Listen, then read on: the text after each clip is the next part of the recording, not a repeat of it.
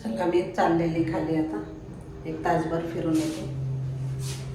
तर मंडळी वरती होती घरात तेव्हा ऊन होतं आणि खाली आली तर छान असं पावसाचं वातावरण झालेलं आहे आणि थोड्या वेळाने पाऊस येईलच.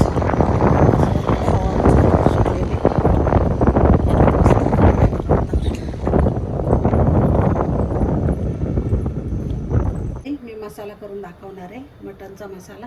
तर त्याच्यासाठी मी खोबरं घेतलेलं आहे आणि हे भाजून घ्यायचं खोबरं. मसाल्यासाठी काय काय साहित्य घेतले दाखवते. लसूण घेतलेलं आहे, काजू घेतलेत, अद्रक आहे, इथं डाळ आहे, टोमॅटो आहे आणि इकडं सुके मसाले घेतलेले आहेत बघा. धने, जिरे आणि एक स्टार फूल घेतलेले, जास्त नाही. गरम मसाला घेतलेला आहे, 2-4 मिरे घेतले आहेत, लवंग घेतली आहे, लाल सुक्या मिरच्या घेतलेल्या आहेत आणि एक मसाला वेलची घेतलेली आणि थोडंसं तमालपत्र.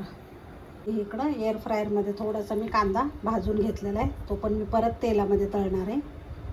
थोडं तेल घालून खोबरं चांगलं भाजून घ्यायचं. आता थोडंसं घालायचं तेल, जास्त नाही, म्हणजे पटकन भाजलं पण जातं.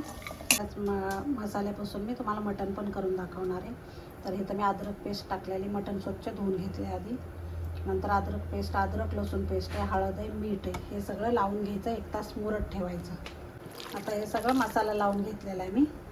आता इथं हळद, मीठ आणि आलं लसूण पेस्ट लावून ठेवलेलं आहे आणि ह्याला आता झाकण लावून 1 तासभर मुरत ठेवायचं. मिरच्या काड्या पण घेतलेल्या आहेत बघा मी आणि थोडीशी कोथिंबीर पण आहे. हे पण दाखवलं नव्हतं म्हणून मी दाखवते. आता मिरची भाजून घ्यायची.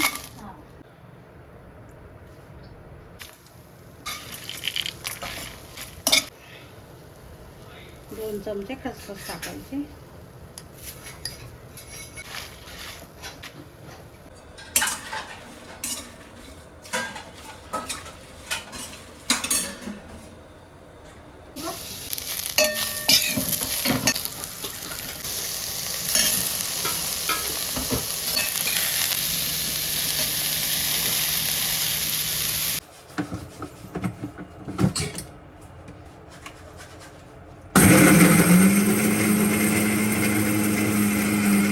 आमची सुरेखा आहे, तिने भांडी किती छान घासलेले आहेत बघा, पितळेची मस्त एकदम चकचकीतच काढलेत त्यांनी, एकदम खूपच छान घासलेले.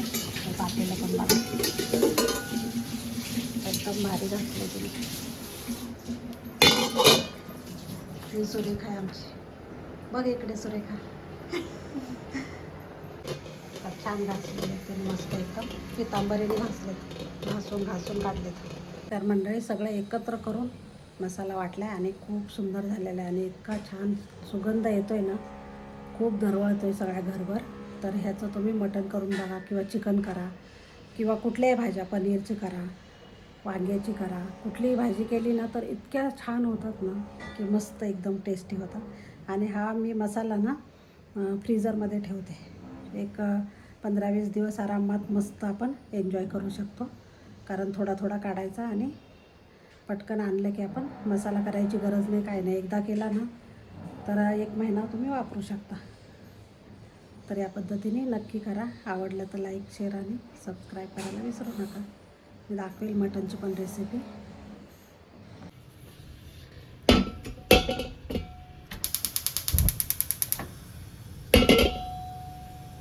तेल ओतून घ्यायचं, टाकायचं. आता हळद पण ह्याच्यात थोडीशी टाकायची. मटणमध्ये तर टाकलेलीच आहे हळद, मीठ वगैरे, त्याच्यात पण टाकायची थोडीशी. आणि आता हे सगळं मटण टाकून घ्यायचं, मिक्स करून घ्यायचं छान.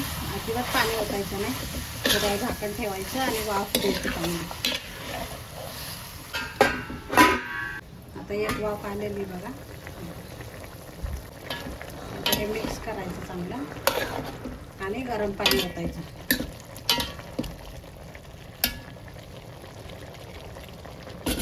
केटलमध्ये मी गरम पाणी केलेलं आहे तेच ओतायचं. आता पाणी ओतलेलं आहे तर 1 तास चांगलं बारीक गॅसवर शिजवून द्यायचं. ज्या कढईत मसाला केला होता त्याच कढईमध्ये मी तेल घेते, कारण याच्यातच मी सुक्कं बनवणार आहे मटण. मंडळी छान शिजलेलं आहे बघा मटण मस्त. तर आता मी सुक्कं पण करून घेते आणि रस्सा पण करते. हा मसाला घेतलेला आहे तयार केलेला. आता याच्यामध्ये मसाला घेतलेला आहे आणि दोन्हीसाठी मी घेतलेला आहे. रस्सा पण याचाच करणार आहे तर जेवढं तुम्हाला तिखट हवं आहे ना तेवढं तुम्ही टाकू शकता तुमच्या तिखट आवडीप्रमाणे. हा ठेवणीतला मसाला आहे. मसाला भाजून घ्यायचा एकदम 1-10 मिनटं चांगलं बारीक गॅसवर भाजून घ्यायचं. आता थोडंसं याच्यामध्ये मिठाचं हे वरचं पाणी ओतायचं आणि त्याच्यामध्ये भाजून घ्यायचा मसाला. खूप छान भाजला जातो आणि टेस्ट पण खूप छान येतो. तर छान मसाला परतलेला आहे आणि तेल पण सुटलेलं आहे ह्याला. आता याच्यामध्ये मी अर्धा मसाला काढून घेणार आहे सुक्यासाठी आणि अर्ध्याचा रस्सा करणार आहे. मसाल्यामध्येच थोडीशी कोथिंबीर घालायची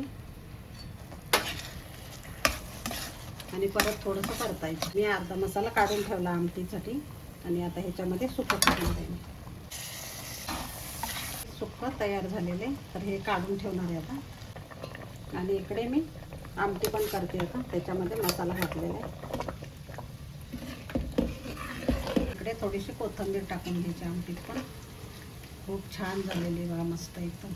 टाकायचं कारण शिजवताना टाकलेलं आहे तरी पण थोडंसं लागतं मसाल्यामध्ये. तरी बघा मंडळी छान झालेली मस्त एकदम झणझणीत मटण झालेले.